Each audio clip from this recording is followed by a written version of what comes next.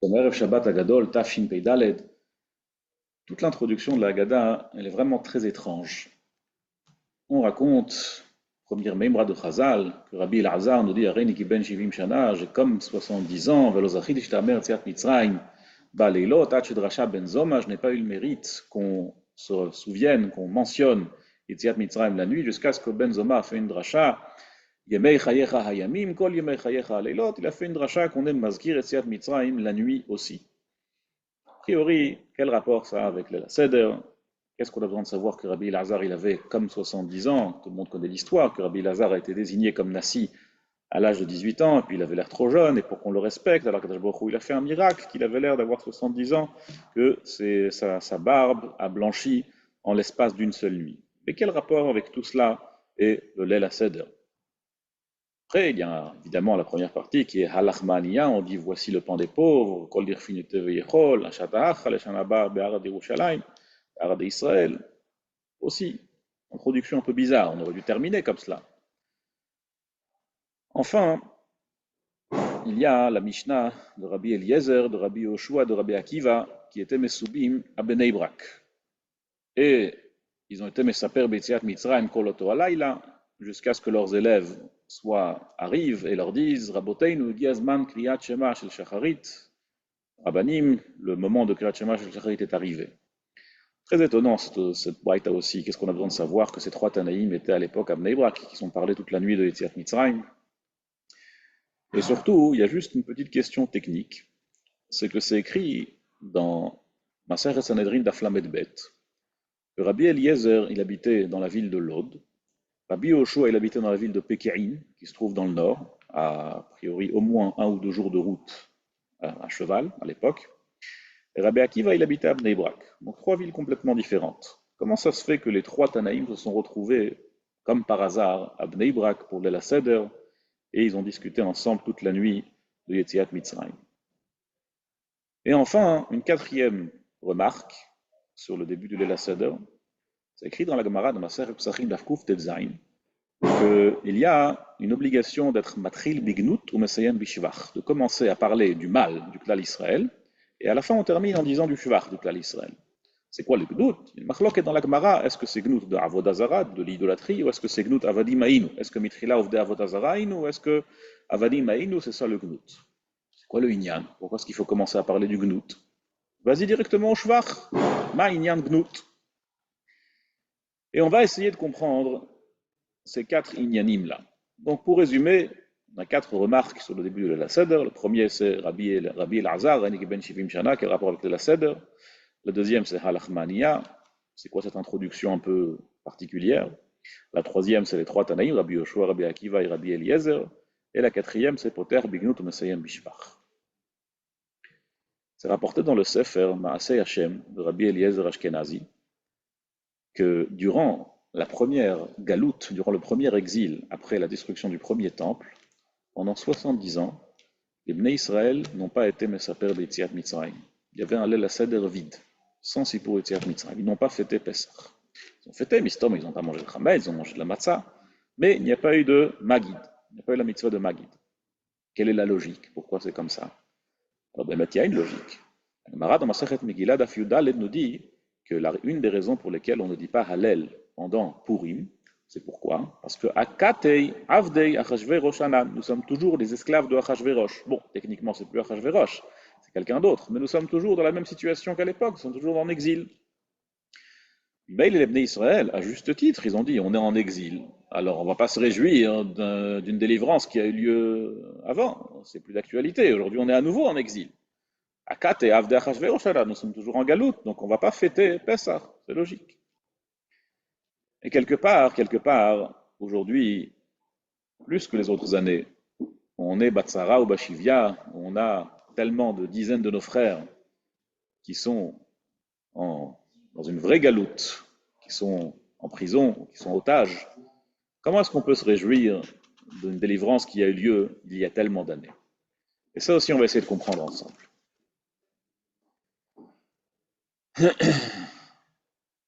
Le Emek Davar fait remarquer que dans la Meimra de Rabban Gamliel aya Omer, Kol shelo amar shlosha dvarim eilu le'atzai yedei chovato, Rabban Gamliel nous explique pourquoi est-ce qu'on appelle matzah matzah.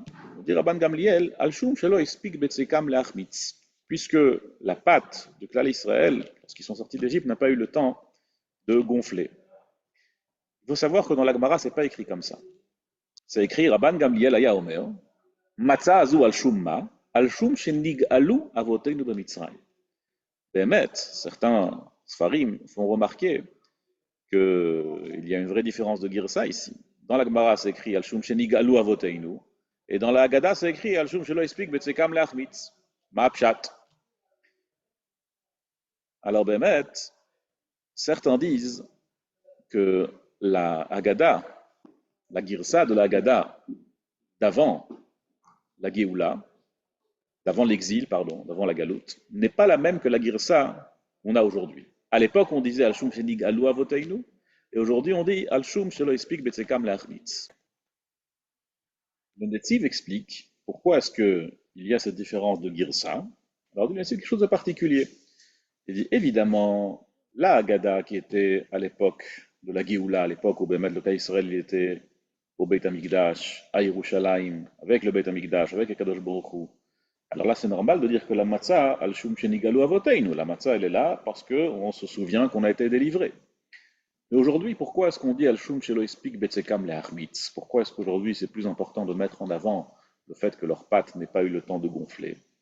Dit le Netziv, c'est qu'aujourd'hui, ce qui est important de voir, c'est quoi? C'est le Inyan Chipazon, la rapidité de la délivrance. Ça, c'est le plus important aujourd'hui. Aujourd'hui, on veut mettre en avant le fait qu'on a été délivré rapidement.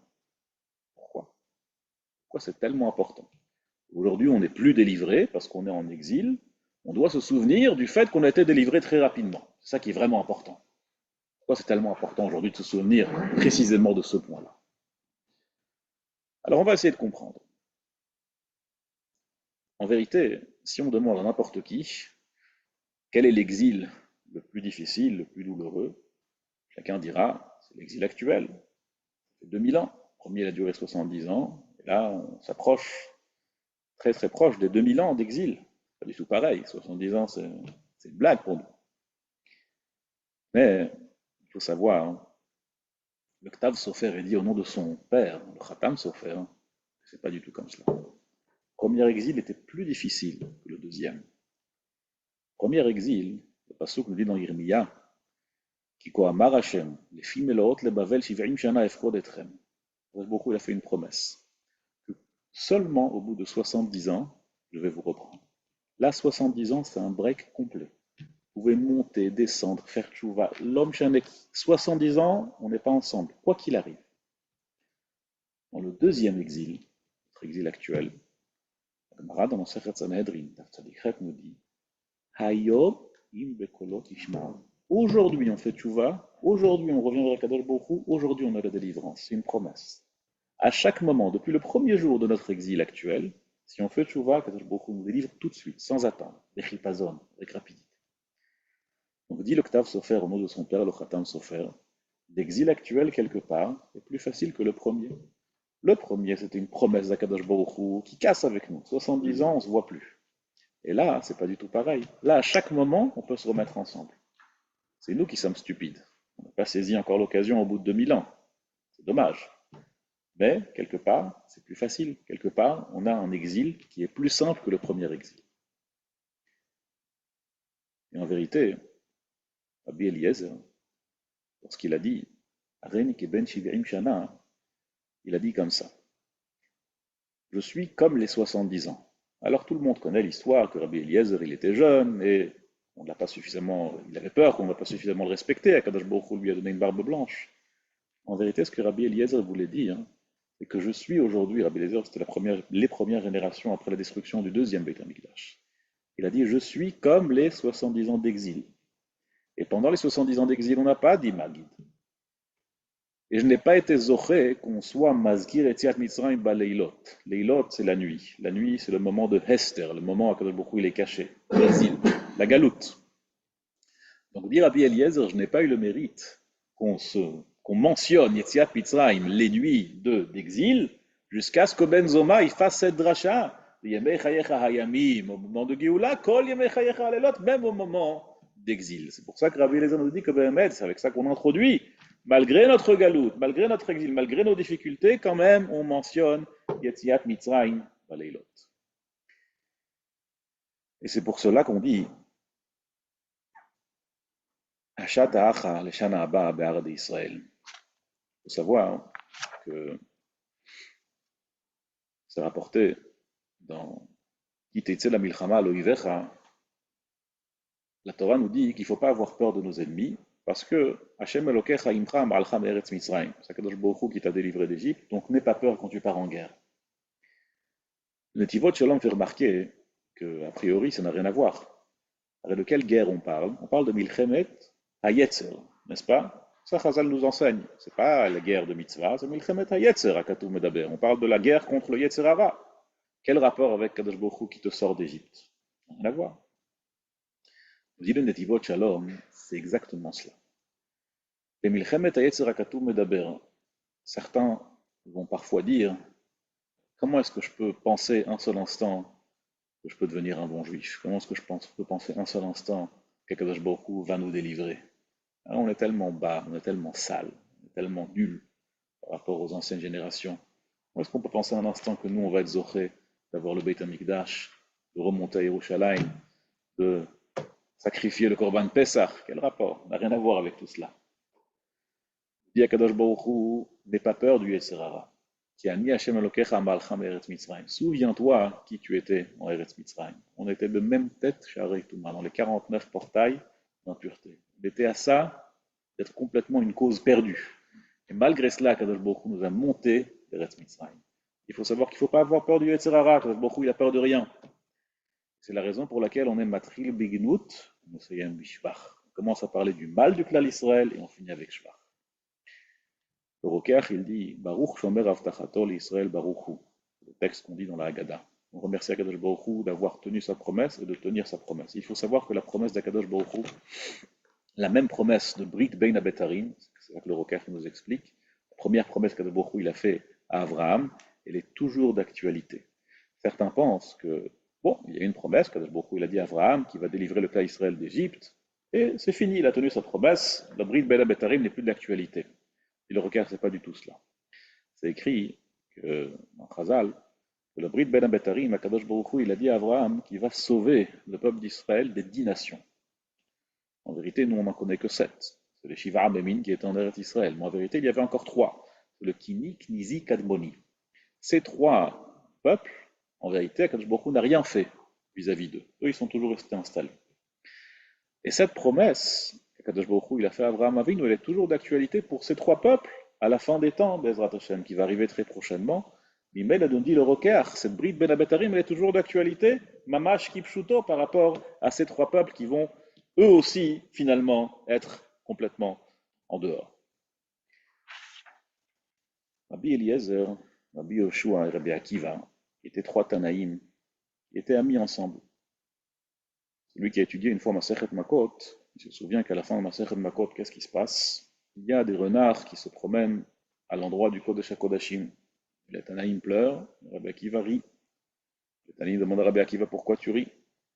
Alors dit Rabbi Akiva, comme Akadosh Baruch Hu il tient sa promesse, que Shu'alim Yelchuba, qu'il y aura des renards qui vont marcher ici, Akadosh Baruch Hu il tiendra sa promesse, qu'il y aura très prochainement aussi la Géoula. Qu'est-ce qu'ils leur disent? Akiva nichamtanu, Akiva nichamtanu. Rabbi Yoshua et Rabbi Eliezer et Rabbi Akiva, ils n'habitaient pas ensemble.